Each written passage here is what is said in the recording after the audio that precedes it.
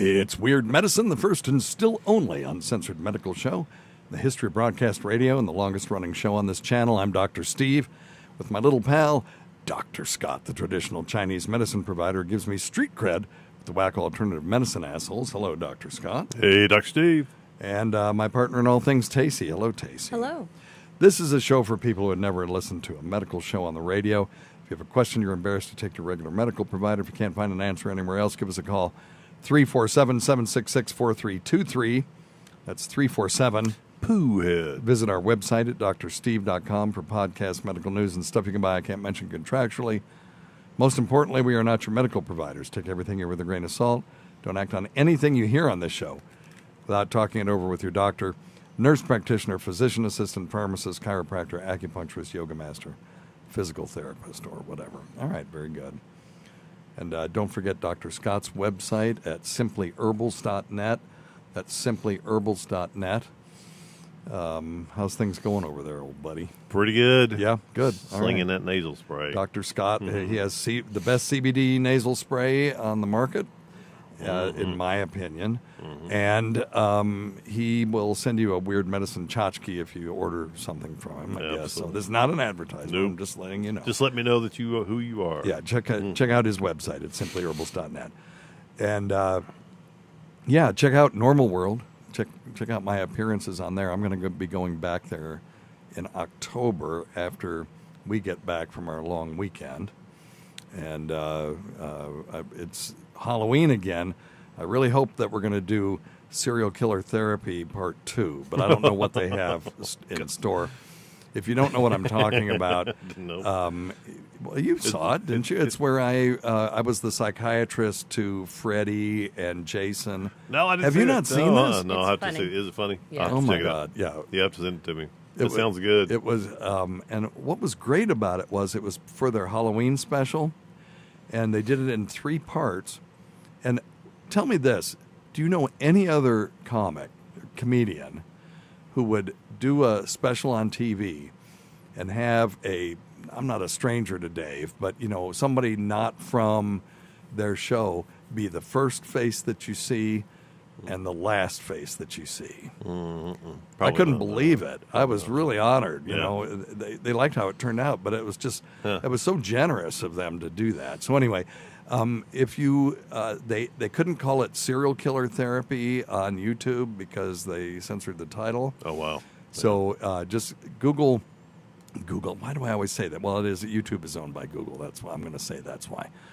Go to YouTube and search Normal World Killer Therapy. I think that's the way to find it. Okay. And it's fun. It's in 3 parts, so it ends and then starts back up again. Starts back up again. Anyway. Sounds good. The subtitles are a little messed up. They kept trying to fix them every time they change one thing. Somebody would insert another error somewhere else. So you got to you'll get the gist of it when you watch it, but you can't pay attention to the subtitles. Anyway, all right, very good. Tacey, you got anything for us today? I sure do. All right, well, let's just do that. It's Tacey's time of topics. A time for Tacey to discuss topics of the day. Not to be confused with Topic Time with Harrison Young, which is copyrighted by Harrison Young and Area 58 Public Access. And now, here's Tacey. Well, hello. Hello. Hello. I have several boring topics today. Okay, I'm sure they're not boring in any way.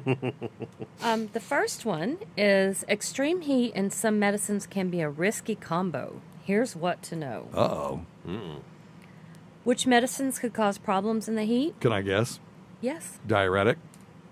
Well, I don't know. Antibiotics. I don't remember what it says. Okay, sorry. Go ahead. Blood pressure pills that reduce fluid in the blood can lead to dehydration. Beta blockers for heart conditions can decrease blood flow to the skin. Correct. And make you less aware of dangerous heat.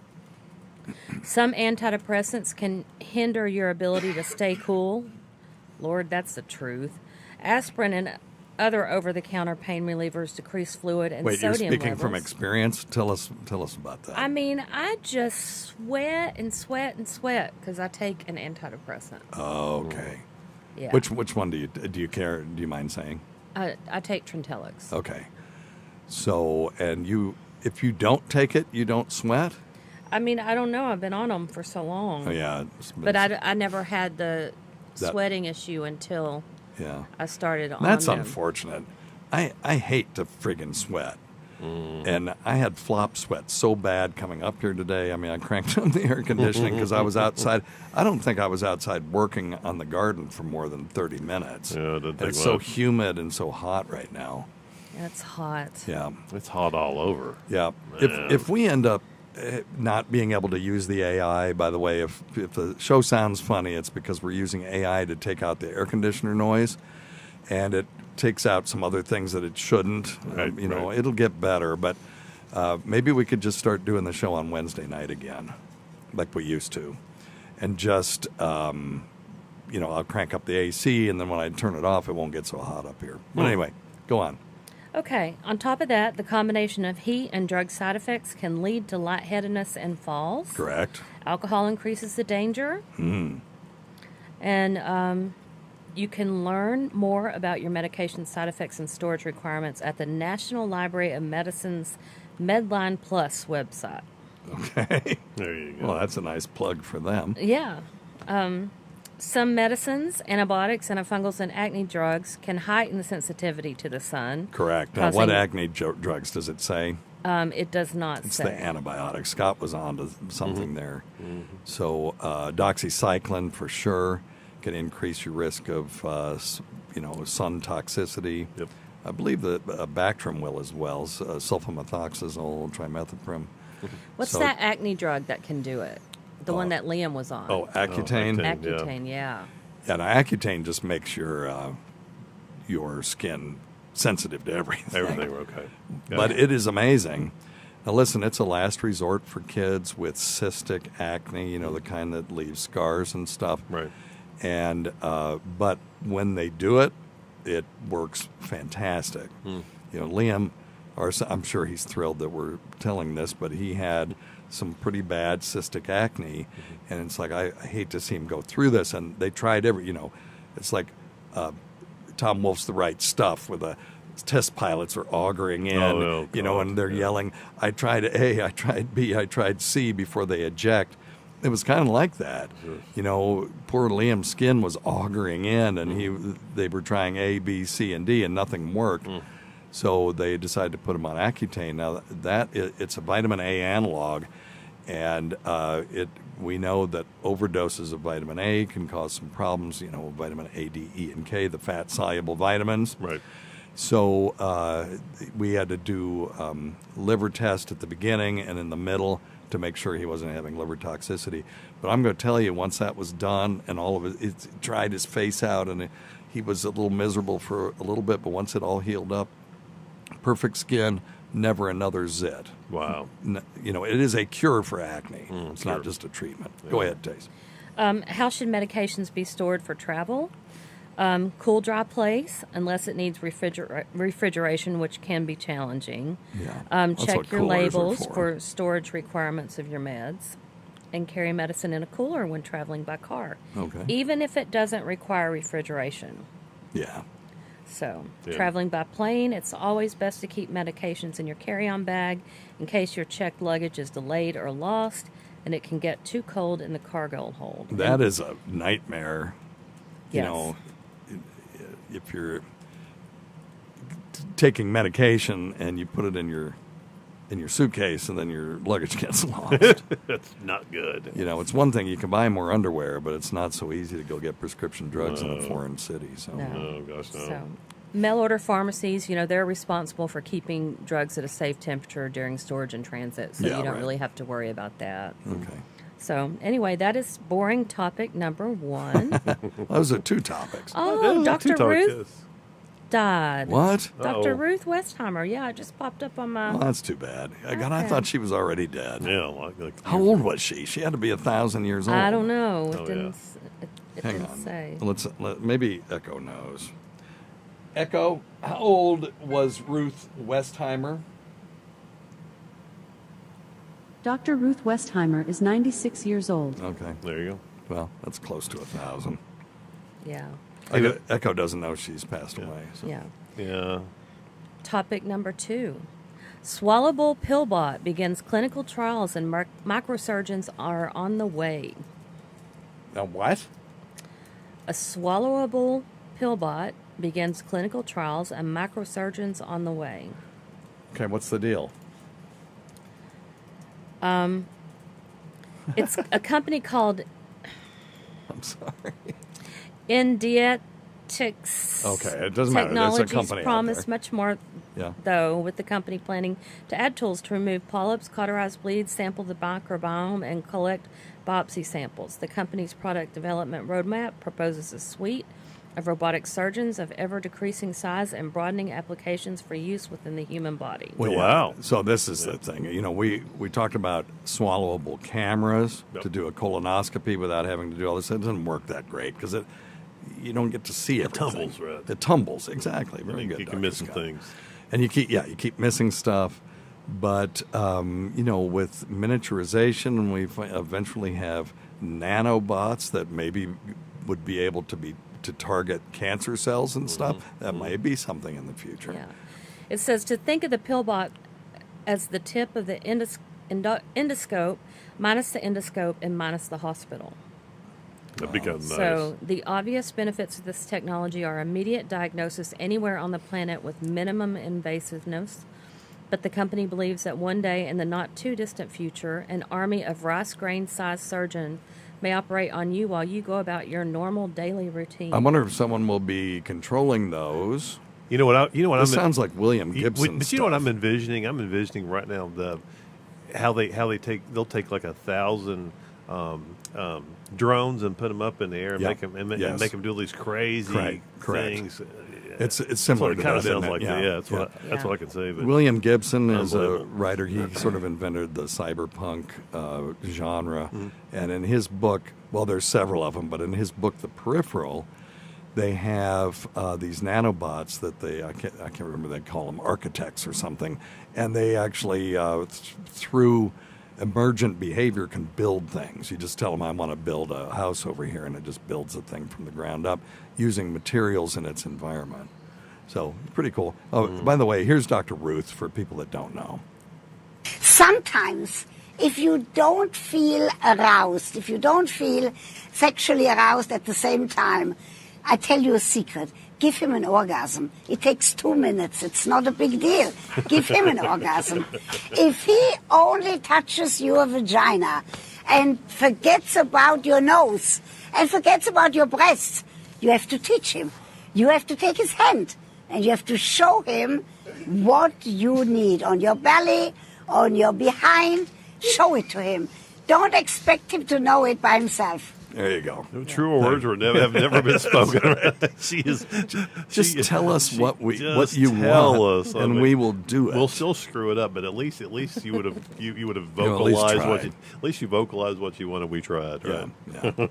So That's a message for all women. All women and all Just men to Tell us what you want. Just tell us. So the Pillbot, back and to keep the it simple. Pillbot, is a motorized robot pill that forms a virtual endoscope in the human stomach. This allows a gastroenterologist to conduct a basic upper endoscopy screening over a Zoom call with the patient in the comfort of their own That's home. crazy. That's Isn't pretty it? wonderful. Yeah. That's crazy. So, You know, Rocco just had Rocco, the actor who plays Tukey, just had a colonoscopy, and I tried to convince him to do it without anesthesia because I still contend that's the way to do it. The last one I did, I didn't have to have anybody drive me. Tacey was working at that point, and I just went, was wide awake. They did the thing. Yeah, there was one point where it got stuck and it hurt. It went to 11 for like 10 seconds as they had to just shove more and more tubing up my ass to get it to uncurl. But and then when it released, it was a very, it felt like pounding your head against a wall. It felt good. And then when it was over, I just pulled up my drawers and went on with my day. Back to work. And yeah, it was at 6:30 in the morning, so I actually made it to work on time. It was crazy. What did piss me off, and I haven't asked him about this, the first time I did it, they pumped up my colon like a balloon with carbon dioxide, and I had these voluminous, just, thunderous flatus afterward. So I brought a flatus flute with me. By the way, flatusflute.com.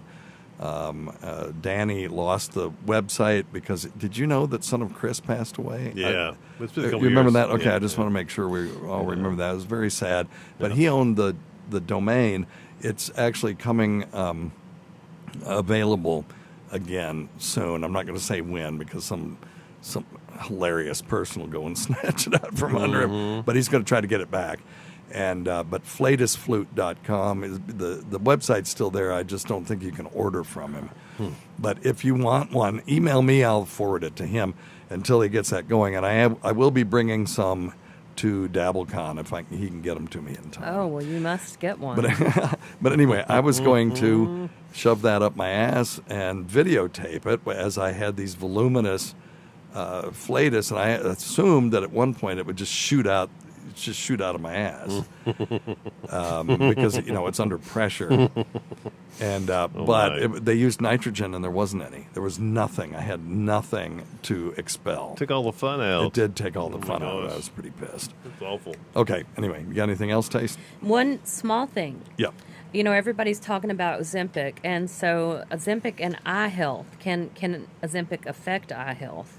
Okay. And here's what your ophthalmologist wants you to know. Okay. Semaglutide helps people lose weight, control their blood sugar by releasing the hormone that makes us feel full while eating. This hormone, called GLP-1, also prompts the body to create more insulin, which reduces blood sugar. Okay. When the body experiences a change in sugar level, it can affect the shape of the eye's lens. Yes. This change is what causes blurry vision, a side effect of semaglutide. Well, and it's temporary too. That's the thing. Have you ever? Well, I know you have taken a clear glass and dissolved sugar in it, and as you dissolve the sugar, it makes these lines in there that kind of spin around and then eventually go away. Those are called Schlieren lines, and those are domains of different density water. Some of that has solute in it, and some of it's pure water, and so it makes these lines that you can see as light is refracted around those. It'll do that in your eyes too. I always tell people that if they come in and their blood sugar's been 400 for a while, and then they take the medication and get it down to like 100, they're going to probably feel a little weird at first, but also their vision may change because they'll start getting those Schlieren lines inside their eye. And then after time, as things settle down and the fluid in the eye becomes equilibrated with the bloodstream, then it stops. So a lot of times their vision actually can improve. So there you go. So that concludes my Very time good. of Okay, topics. very good. Thank you. I'll give you a little Give bell. thyself a bell. I've got a question about those lines. So Yeah. back when if I hike and I don't eat the right foods and I get my blood sugar dumps, I get hypoglycemic really quickly. When I'm walking like through the woods, they actually start to do like serpentines. I get these waves Really? of lines when That may be changes in your visual cortex because you don't have enough sugar in your body. Okay. I mean, that means your sugar's really, it really dumps low. fast. Yeah, I have to be careful. I don't think those Not the same lines thing. can change that quickly. It's wild. The vitreous humor in the eye isn't that sensitive to changes. It'll change over time. Gotcha, but not that quickly. I don't think it's that quick. Yeah, because it doesn't take long, and then I can get it corrected when I eat. But it's like, oh shit, I know I'm getting in trouble. Yeah. I think that's a symptom of hypoglycemia, my friend. Oh yeah. Have you ever done a glucose tolerance test? Not a glucose tolerance, but I check my A1C and serum glucose every time It's I okay. go. Yeah, yep. Okay, Yep. all right. Yeah, and actually, since we talked about last week, but like I told you, taking that holy basil, I swear, last time my A1C was under 5. Yeah, I remember you told That's me. crazy. That. I think that having episodes of low blood sugar means that you've got hyperinsulinemia, which is a hallmark of or a herald of oncoming insulin resistance. Yes. So that's why I asked. So, I'm just keep an eye going on to it. pay attention. Sure, absolutely. Okay, cool. Yeah. All right. You want to answer some questions here? Yes, let's do. Let's do it. Okay, let's try to. Number one thing, don't take advice from some asshole on the radio. All right. Let's see here. Let's do this one. Now, I'm going to crank this phone call up so that the AI understands that it's... Uh-oh. Hi again. I have just another curious general question. I promise I'm not going to tear up and get emotional like I did last time I called and spoke about my wife, but... Oh, I'm sorry, man. Yeah, I remember that. It's all And good. yes, this one is a more just sort of lighthearted question, but related, and it makes me think that they may have had a bad experience. So let me play this When one. you are in medical school and you're learning to become a doctor, Yeah. is there a mandatory class that you have to take that that teaches you how to speak to a family, like how to give them the news that a loved one passed away, or that they have terminal cancer or whatever, and they only have so many weeks, months, years to live? Yep. Is there a class that teaches you Absolutely. how to Now, explain that to the family? Also, is there a class that teaches a doctor how to cope with that? yeah. No, the second one, that's a tough one. We do have classes on preventing burnout and Self-care. yeah, and self-care and that Yep. kind of stuff. Because, we had a team meeting, and there's been some just incipient burnout in my team because we've been really just been overworked recently, and I said to them that if you don't take care of yourself, and you leave, there won't be anybody to take care of your patients, because they were like, well, the patients come first. The patients come first, but you have to care for yourself as well. Mm-hmm. You have to have boundaries, and you have to, when you go home, don't take your work home with you. Mm-hmm. Which is tough. And it is very tough to do because we form these attachments and stuff, but it can be done. It has to be done. Right. Agreed. But, so yes, that class, and a lot of people don't listen. Mm-hmm. They pay attention during the physiology classes and the biochemistry classes and pharmacology and stuff. And then when we have to go to these sort of society and medicine classes, that's when people are playing with their phones and shit. They kind of check out at that point. Yeah, they do. They don't realize it's as important as everything else. Well, again, It really is, yeah. if you are unable to practice medicine, then your patients are the ones that are going to suffer. Right. So you actually are putting them first by putting yourself first. Agreed. And that's true of lots of professions as well. Mm-hmm. But as to the first question, yes, we do have a class. It's called Breaking Bad News. Mm-hmm. It's a part of a class. Mm-hmm. And we also have simulated patients where you go in and you have to.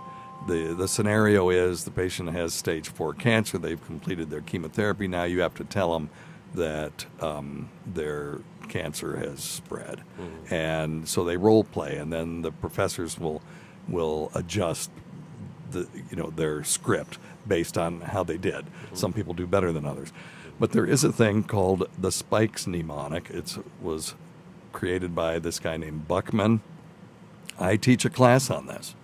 And I give this talk not only to medical students and residents, but to people who have been out for years and years and years, because you can forget it. Mm-hmm. You get into these habits.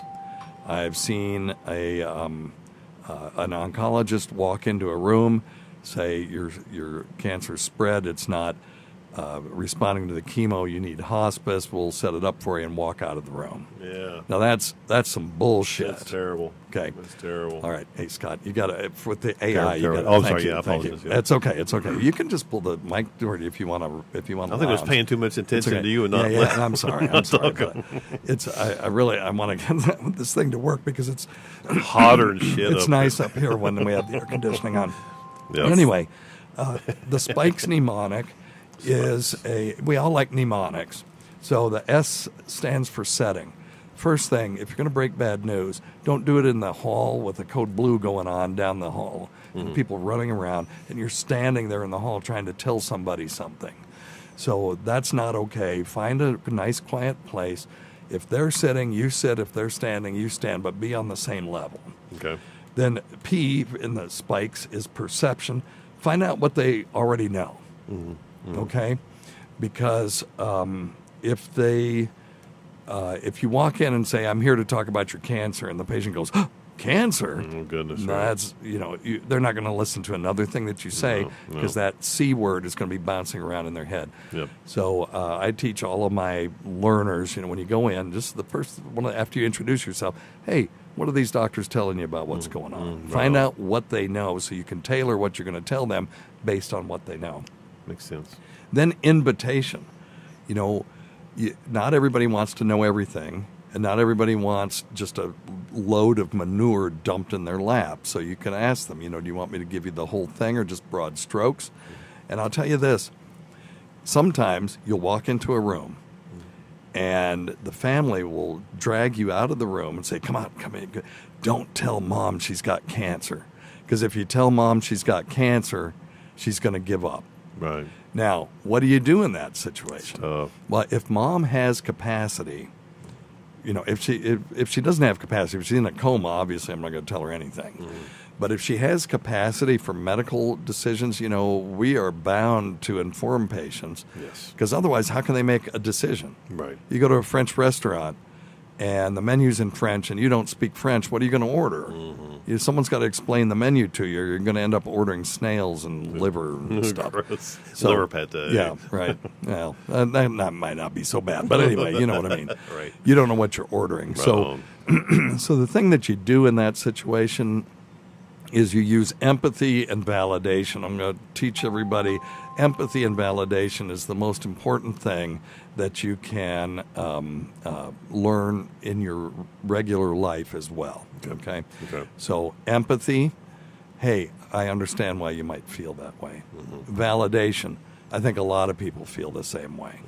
Okay? Right. So you've told them that you kind of get where they're coming from and that they're not alone in this. But here comes the but.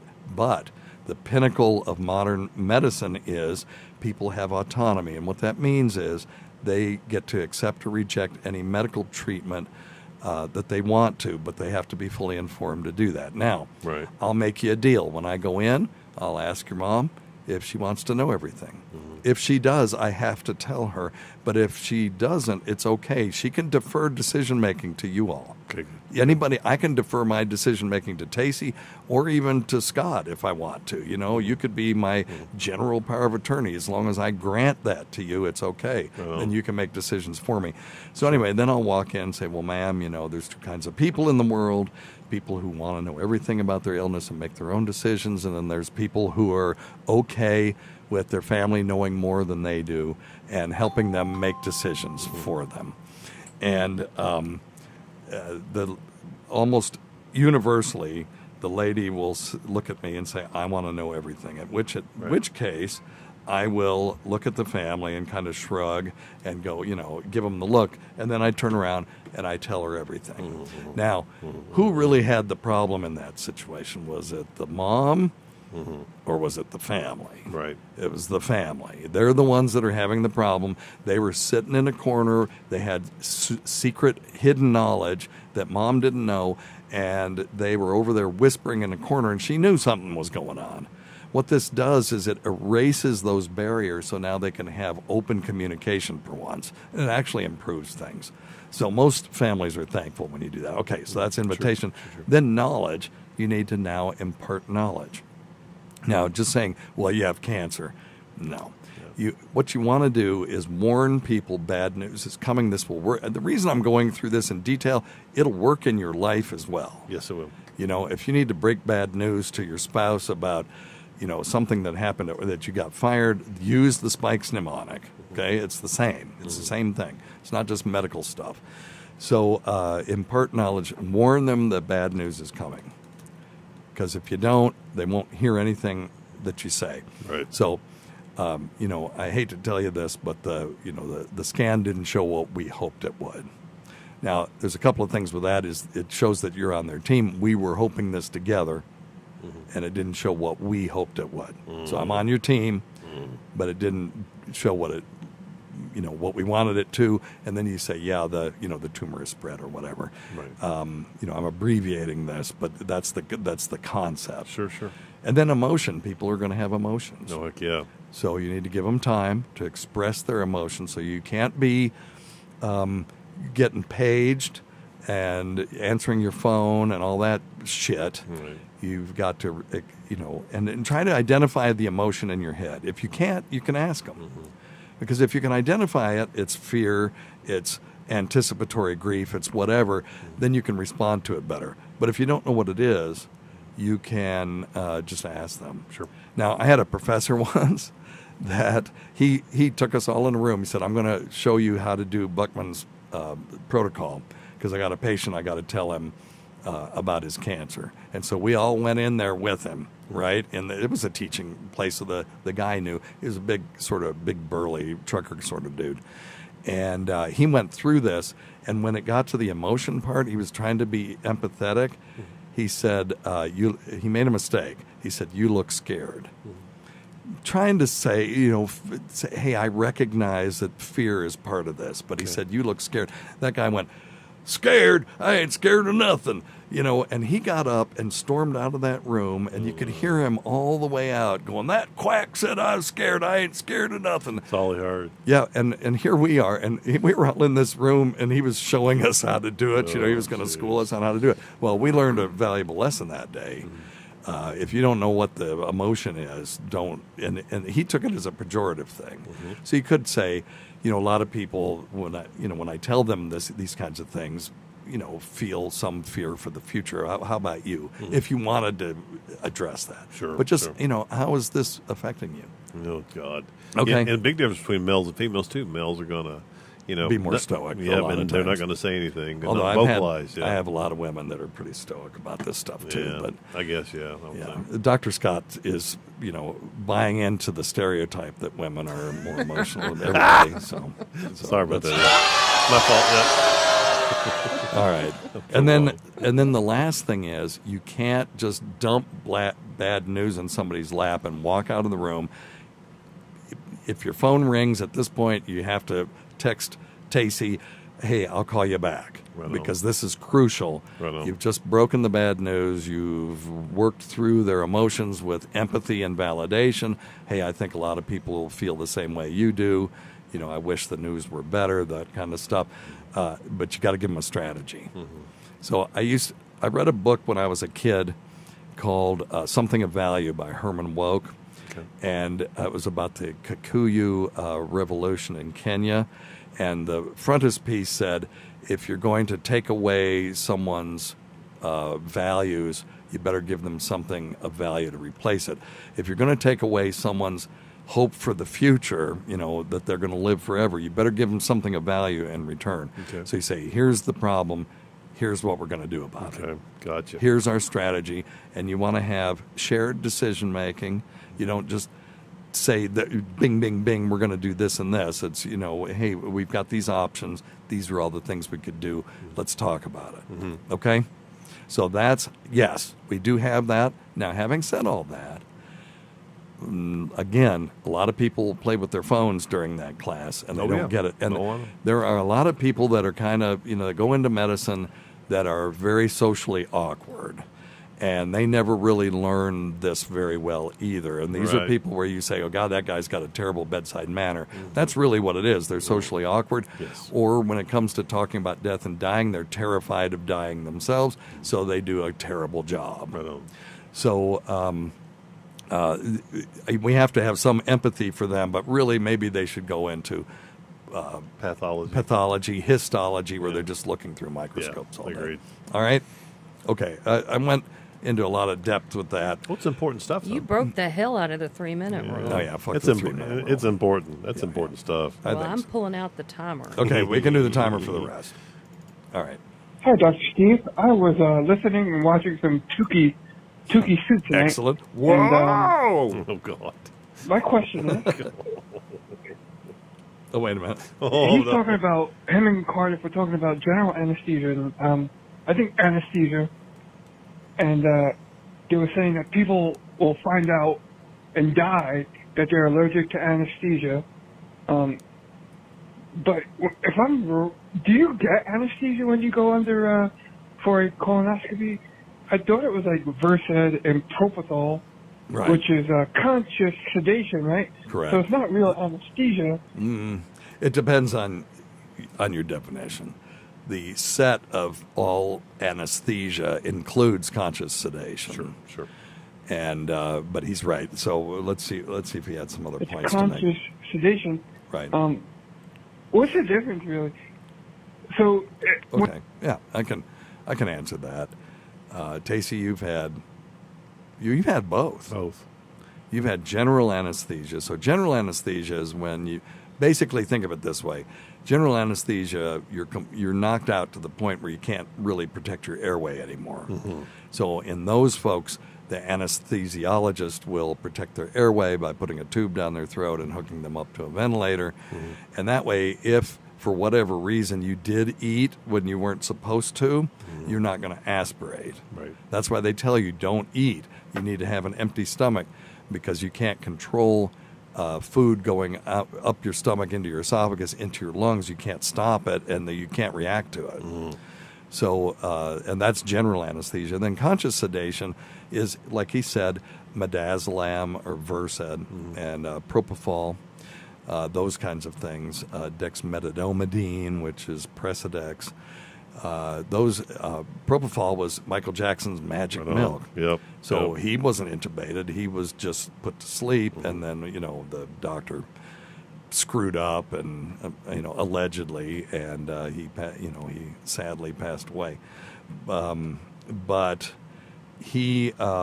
that's what that is.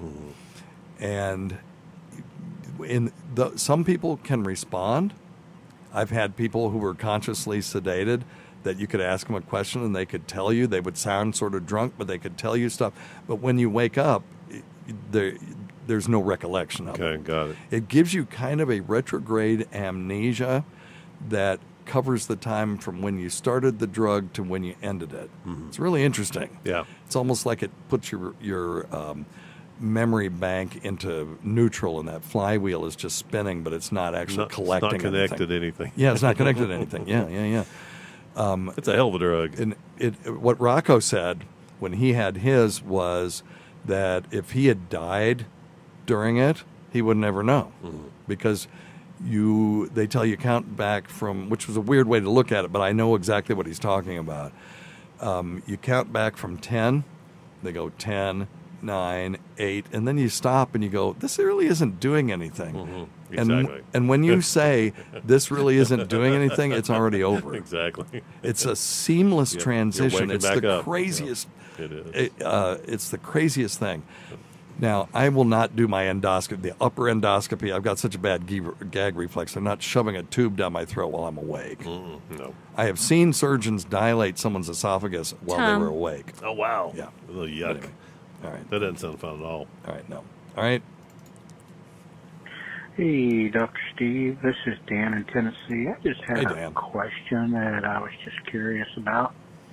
Why is it every time I either jerk off or I bone some chick, I always want to immediately take a nap right afterwards? Right.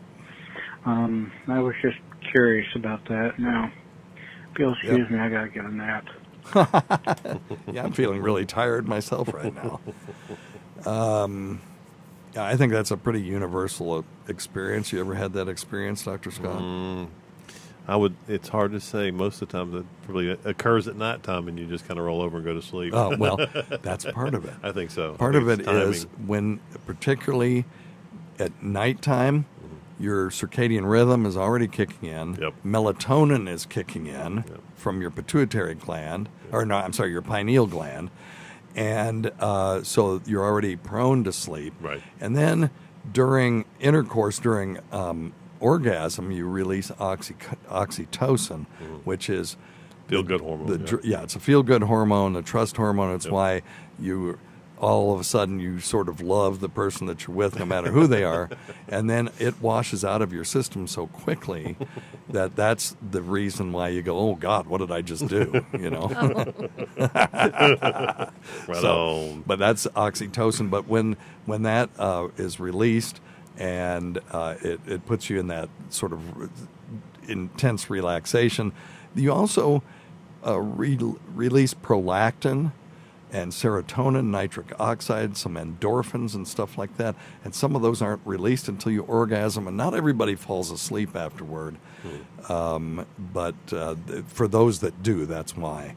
And women, if your guy does that, or guys, if your guy does that, it's not because they don't care about you or they just wanted to bust a nut.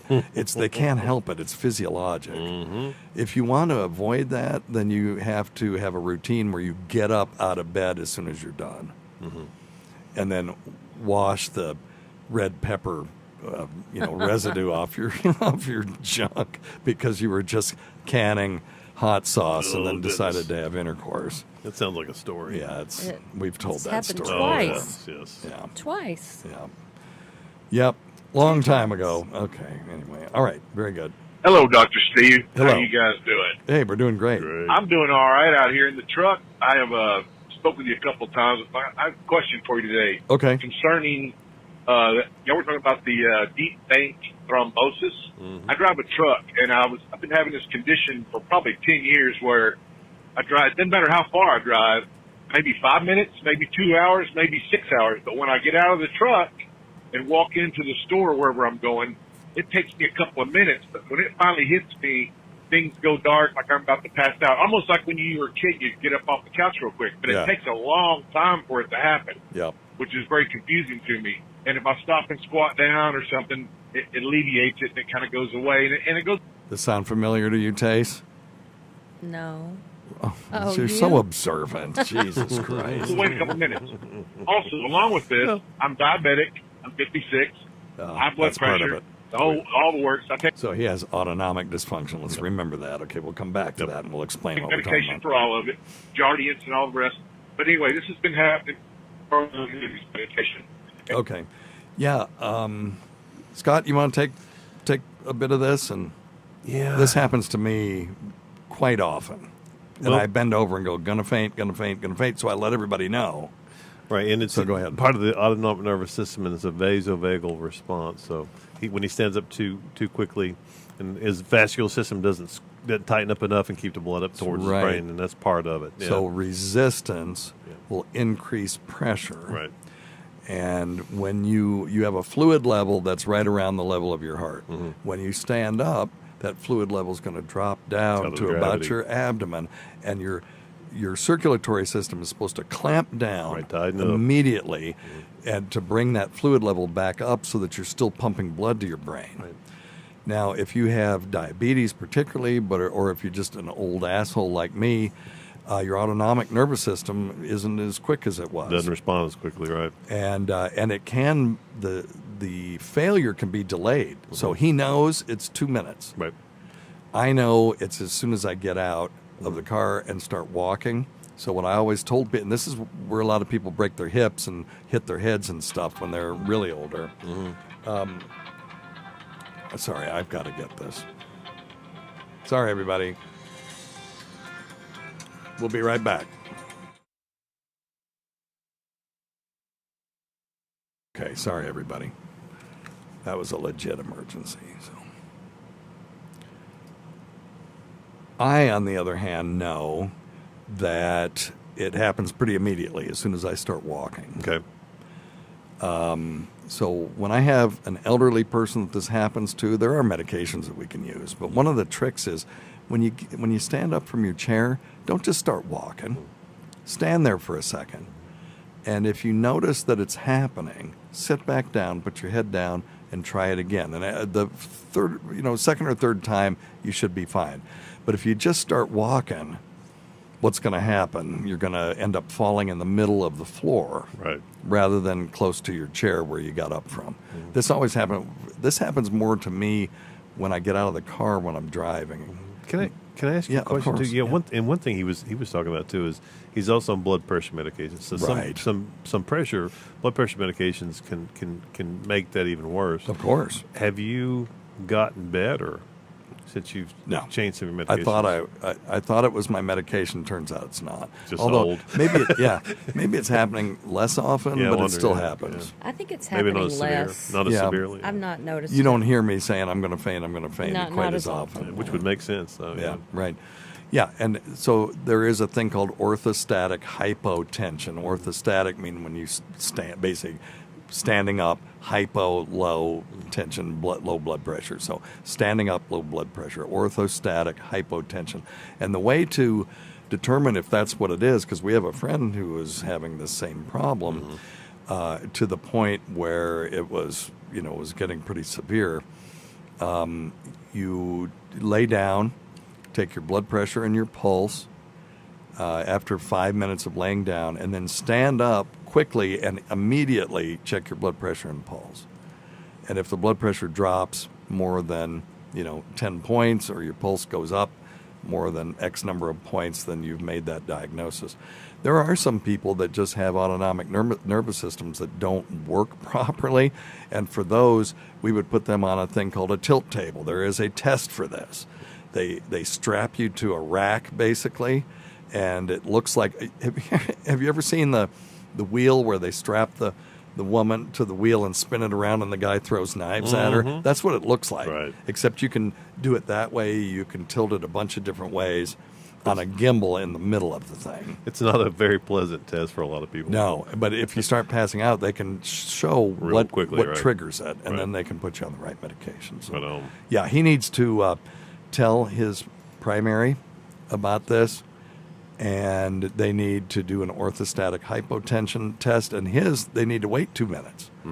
Let him lay down for Right. 5 minutes, stand up, and do blood pressure. I would do a blood pressure once a minute for like 5 minutes and see. Let him get to the Yep. point. Right? Yep.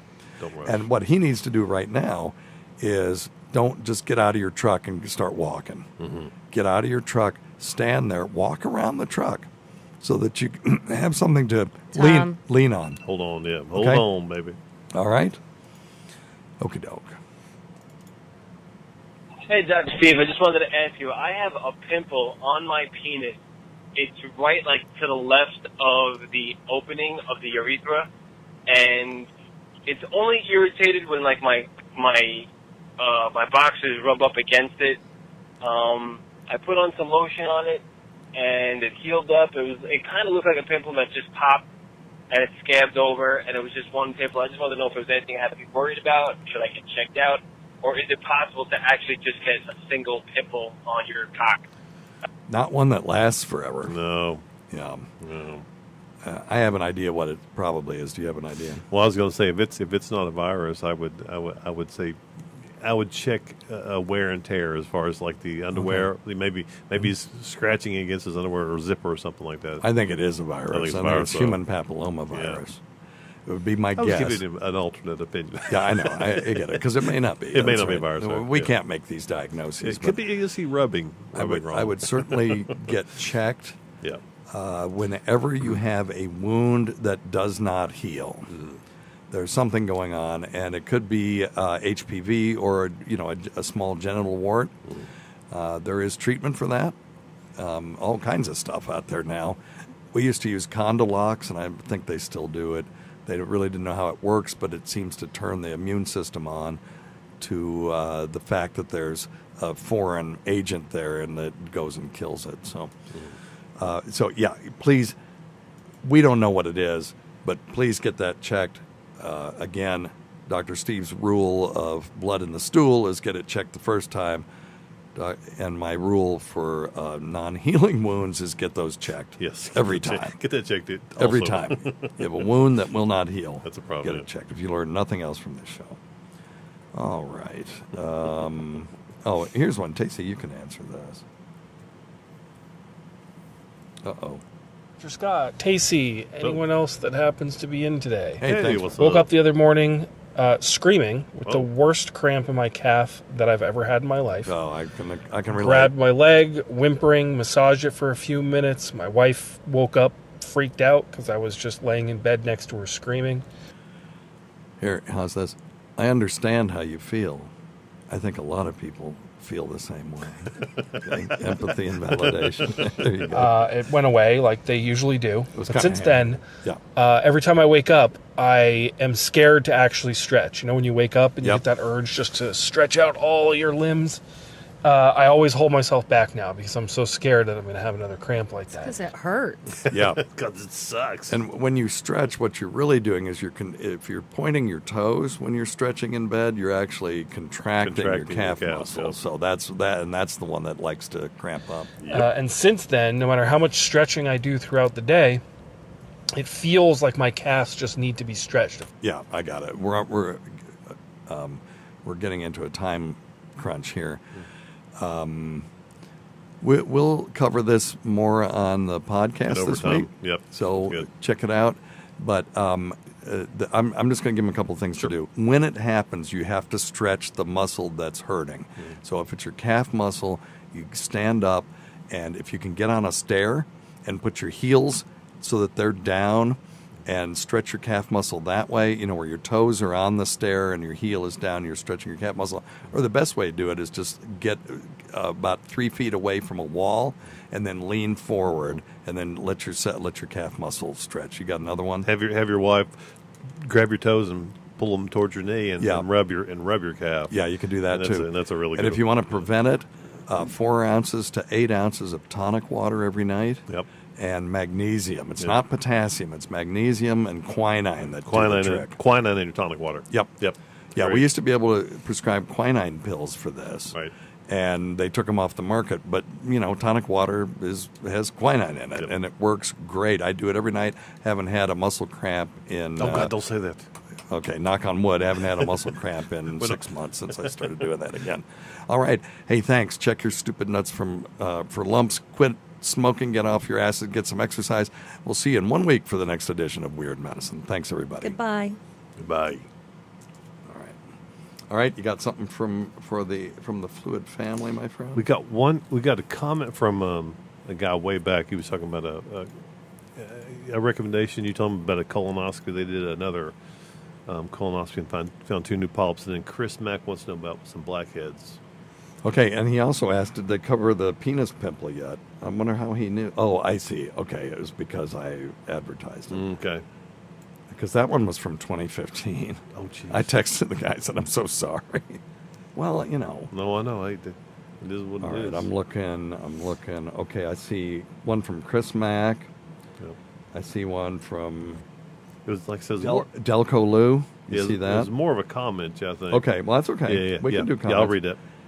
And then, okay. So we can talk about the diverticulitis. Well, The other thing I want to do is send this out. Okay, all right. Because I think Myrtle wants to do a gifted membership for everybody. Hang on a second. Good old Myrtle. Yep, she's good. Let's see. I'm trying to remember how I did that. Before we move on. Yeah, there we go. Weird medicine.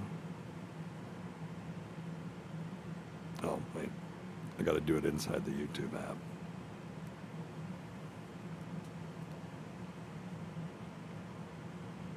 Sorry, everybody.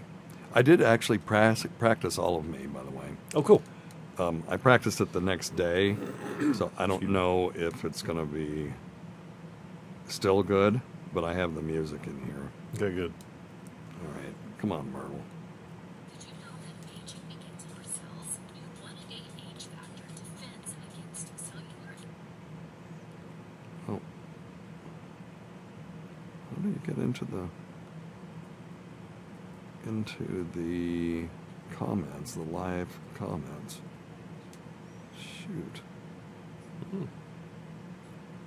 Well, maybe you have to be subscribed. Come on, Myrtle. What's wrong with you, Myrtle? Yeah, I don't know what's going on. Poor Myrtle. Normally, maybe I. Okay, well, Sorry, everybody. I'll figure it out.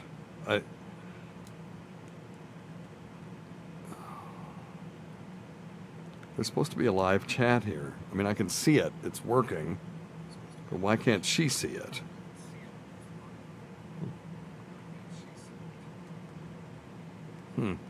Okay. Well, she can't give free memberships today. So much for that. Yeah, sorry. Now, that's strange. Something's going on with my implementation on my cell phone.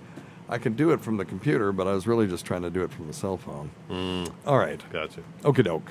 Next time, I'll get. Myrtle will do 40 next time instead of 20. Okay. You ready? Yeah. Okay.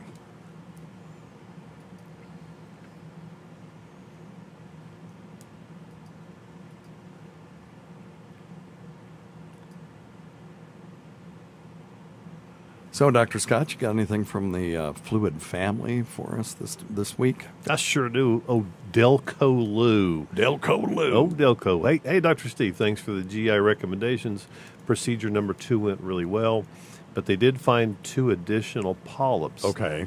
Okay, so they sent them for biopsy. Also found out I have diverticulitis and symptoms that I had no idea about. Okay. Right. What? Wait, you had symptoms you didn't know about? Evidently, he had diverticulitis and symptoms he didn't. He wasn't. Oh, he didn't realize what it was. Yeah. He's been living with abdominal pain. Lower abdominal pain, crampy, miserable bloating. Yeah. Blah blah blah. So diverticulitis.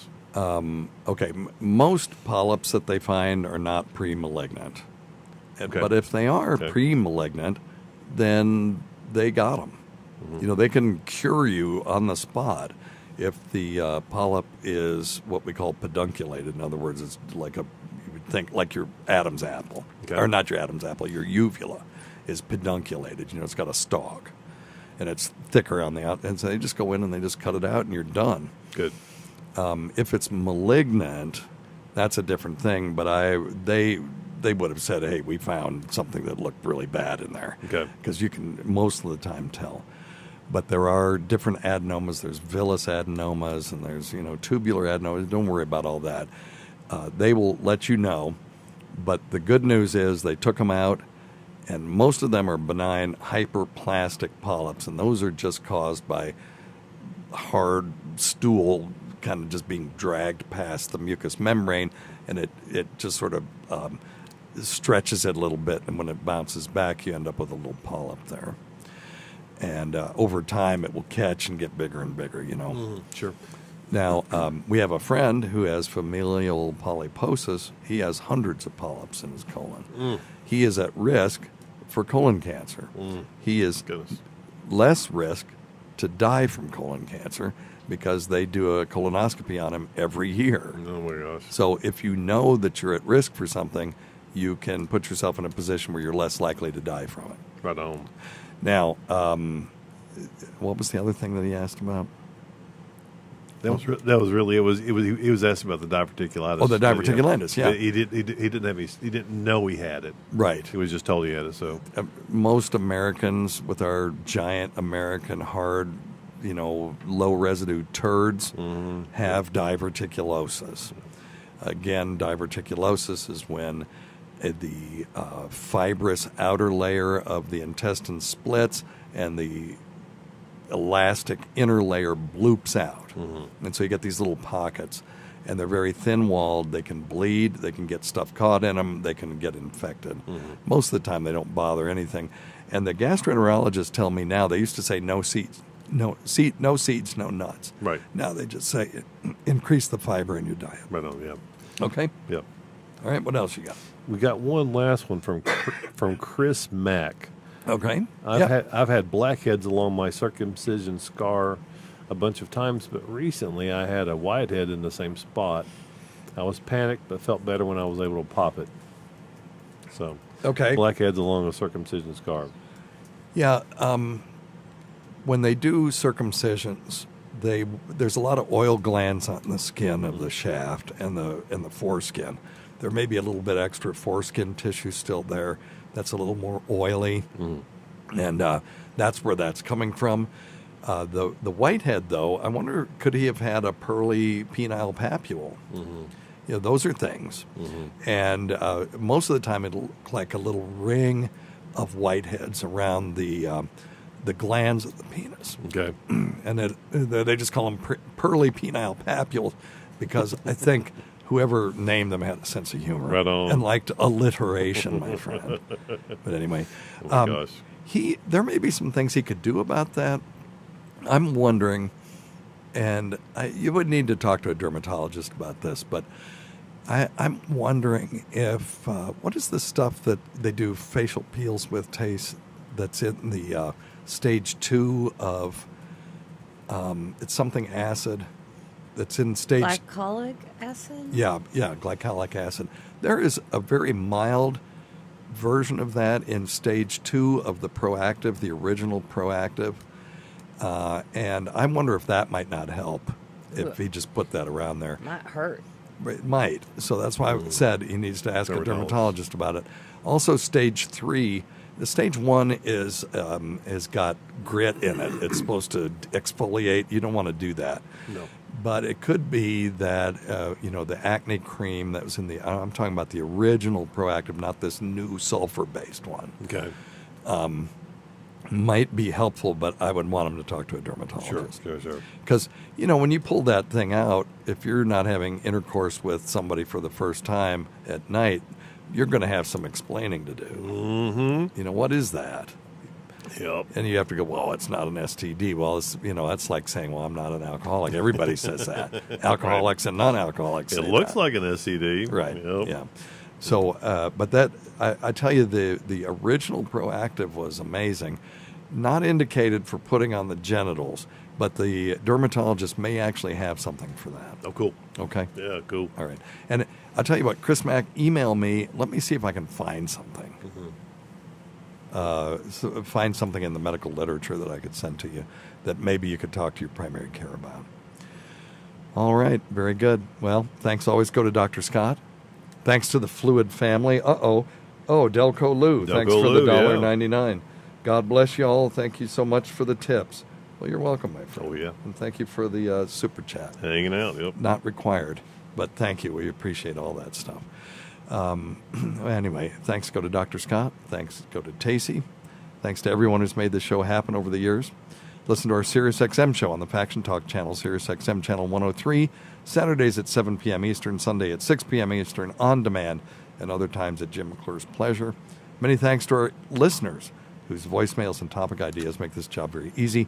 Go to our website at drsteve.com for schedules, podcasts, and other crap. Don't forget Dr. Scott's website at simplyherbals.net. Until next time, check your stupid nuts for lumps, quit smoking, get off your asses, get some exercise. We'll see you in 1 week for the next edition of Weird Medicine. Goodbye. Thanks, everybody. See you. All right, let's do the opening. Good stuff. I'm going to do the opening without the music. I'm going to try it one more time. Yep.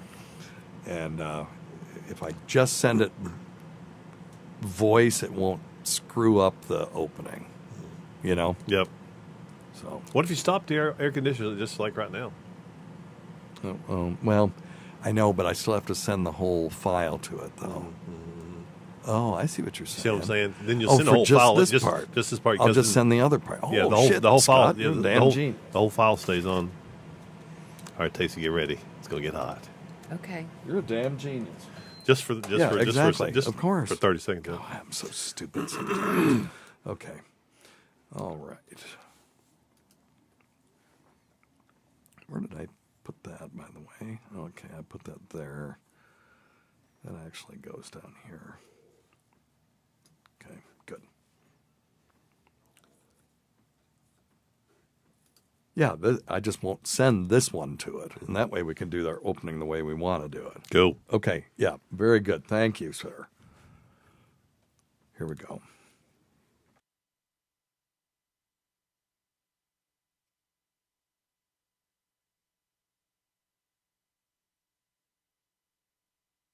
This is not how sane people act. I don't care.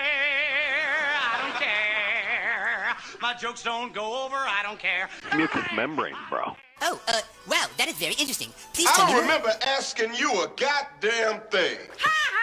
You see? You see? You're stupid minds. Stupid. Stupid. If you just read the bio for Dr. Steve, host of Weird Medicine on Sirius XM 103 and made popular by two really comedy shows, Opie and Anthony and Ron and Fez, you would have thought that this guy was a bit of a clown. Why can't you give me the respect that I'm entitled to? I've got diphtheria crushing my esophagus. I've got Ebola virus dripping from my nose. I've got the leprosy of the heart valves, exacerbating my incredible woes.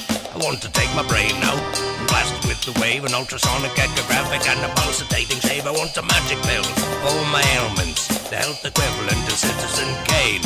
And if I don't get it now in the tablet, I think I'm doomed and I'll have to go insane. I want a requiem for my disease, so I'm paging Dr. Steve. Dr. Steve! From the world-famous Cardiff Electric Network studios in beautiful downtown Tukey City, it's Weird Medicine, the first and still only uncensored medical show in the history of broadcast radio, now a podcast. I'm Dr. Steve with my little pal, Dr. Scott, the traditional Chinese medicine practitioner. It gives me street cred with wacko alternative medicine assholes. Hello, Dr. Scott. Hey, Dr. Steve. And my partner in all things, Tacey. Hello, Tacey. Hello. This is a show for people who have never listened to a medical show on the radio or the internet. If you have a question that you're embarrassed to take your regular medical provider, if you can't find an answer anywhere else, give us a call, 347-766-4323. That's 347-POOHEAD. Follow us on Twitter at Weird Medicine and at DrScottWM. Visit our website at drsteve.com for podcasts, medical news, and stuff you can buy. Most importantly, we are not your medical providers. Take everything you hear with a grain of salt. Don't act on anything you hear on this show without talking it over with your healthcare provider. All right, very good.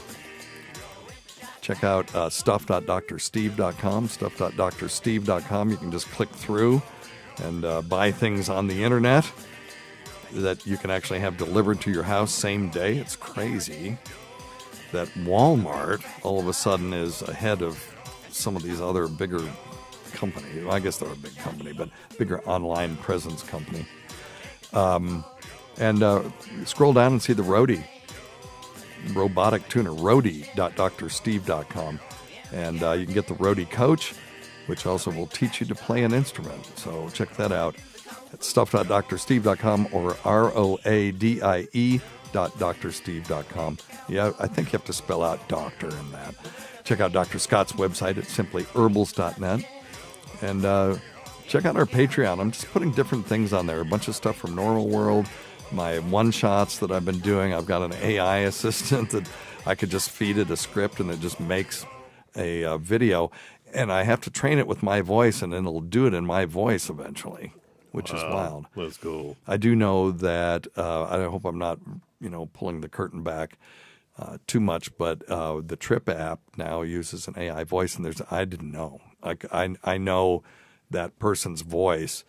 Like, I know my family's voice, and I could not tell that it was AI, so it's pretty amazing. And then Cameo, if you want to, I'll say fluid to your mama, cameo.com/weirdmedicine. All right? All right. I was a little clanky on the that's a hair flat. Okay, you ready? Yes, it was. Let me auto screen. Yeah, I think I'm ready this time.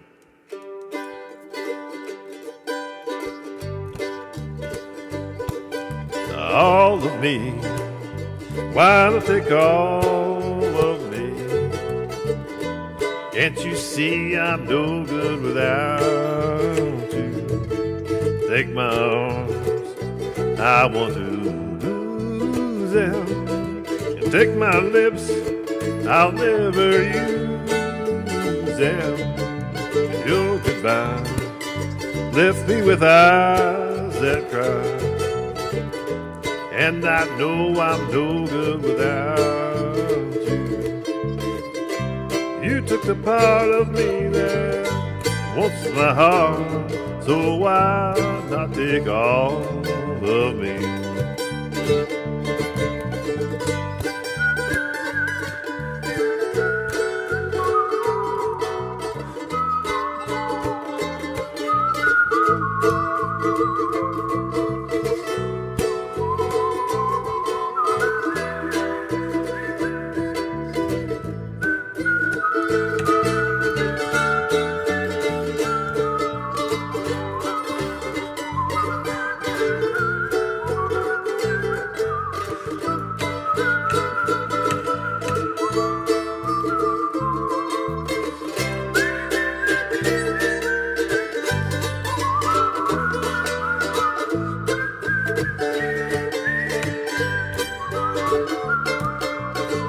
all of me?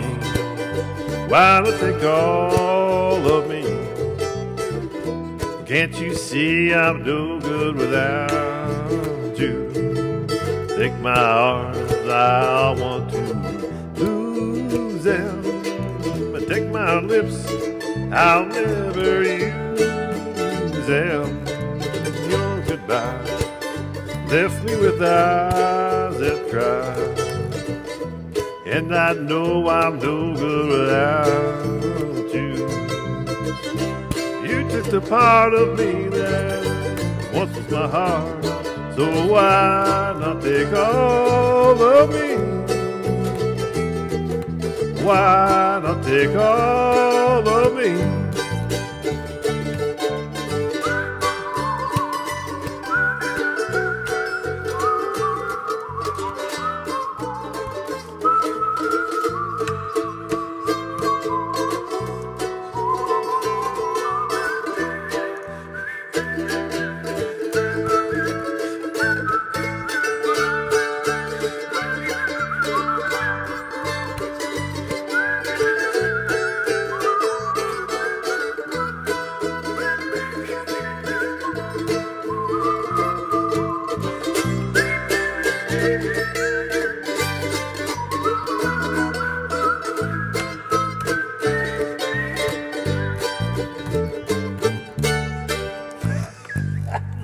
Whistling. That is a lot of whistling, man.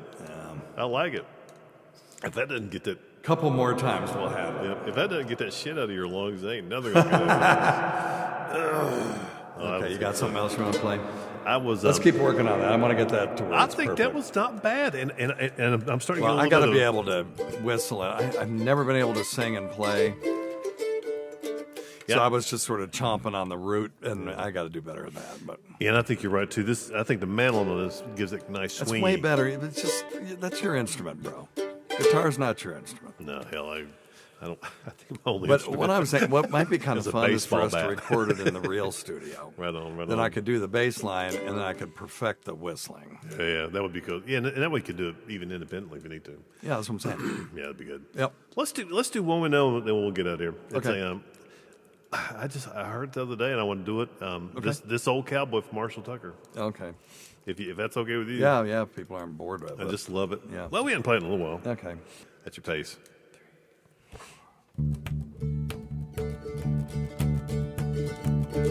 Let's do that. No, keep doing it. When I go down G.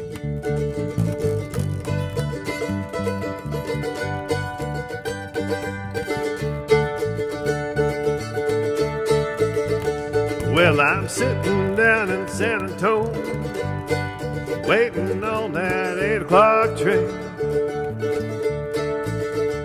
My woman left me here last night. Things ain't been quite the same. I gotta get on back to Dallas, yeah. Tie up a few loose ends. Gonna work a week, make $100. Lord, and hit that road again. I don't want you to think you're that first one. Leave me out here on my own. 'Cause this ain't gonna be the first time this old cowboy spent that night alone. Now, honey, I've been a fool, but a bigger fool since I can't remember when. Just to open up my heart and let you walk right in. Now there's just one thing in this life ain't hard for me to do. That's as soon as I kiss the lips of another woman, I'll forget all about you. I don't want you to think you're that first one. Leave me out here on my own. 'Cause this ain't gonna be the first time this old cowboy Spent that night alone.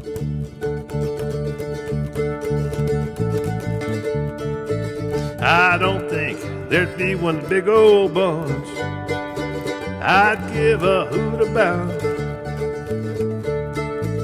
I'm gonna head on out of Texas, yeah, head back to Tennessee.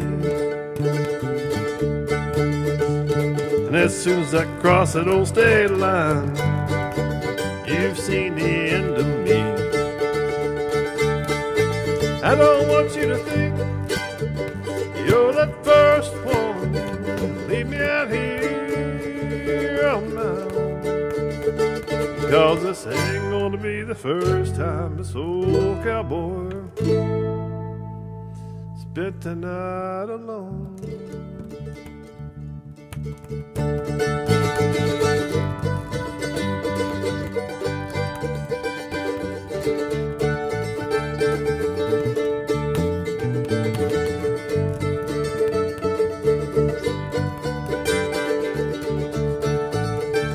Go back to G in 3, 2, 1. No, this ain't gonna be the first time this old cowboy spent the night alone.